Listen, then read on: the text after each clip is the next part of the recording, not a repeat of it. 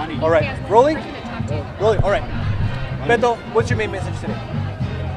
El Paso's leading, and it's especially the young people of El Paso who are leading, helping lead in this state, helping to lead in this country, to make sure that we stand up for everyone in our life. We make sure that guns aren't being used in our schools, in our churches, in our streets to take the lives of those in our lives. That we defend the Second Amendment and we honor this proud tradition in Texas of gun ownership for hunting or self-protection or sport, but that we don't allow those guns to be turned against the people in our lives, which is happening far too often in this country. And so I'm going to follow the lead of these great young people who have helped to organize today.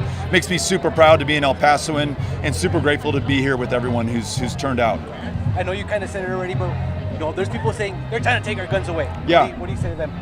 Let's do this. Let's build upon a great responsible tradition of gun ownership here in Texas for all of the great uses of hunting or self-protection or collection or sport.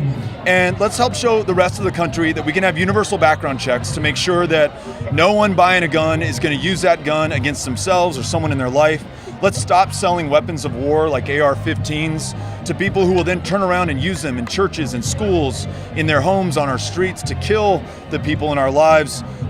Let's do better in this country. We are totally capable of doing it, but it's going to be the young people who are going to have to lead it. And what do you think, like the local leaders here in El Paso, how can they impact the people here in DC? What can they do to listen to people here? Well, what we're seeing right now, all these folks who are organizing this march, this gathering, they are the leaders, and those of us in positions of public trust in Congress right now, in the Senate down the road, we got to listen to them.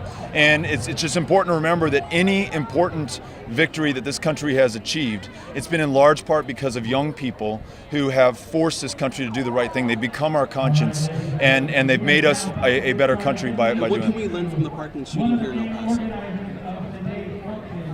That as long as we have people who are armed the way that soldiers are armed on a battlefield, who are up against children who are defenseless in their classrooms and the hallways of their schools, we're going to continue to get these kinds of results. That we've got to do a better job of making some of the decisions politically, whether it's universal background checks, whether it's an assault weapons ban, whether it's allowing the Centers for Disease Control to actually study gun violence so we have informed public policy.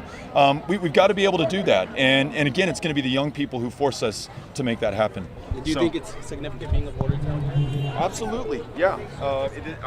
This is El Paso's moment to lead.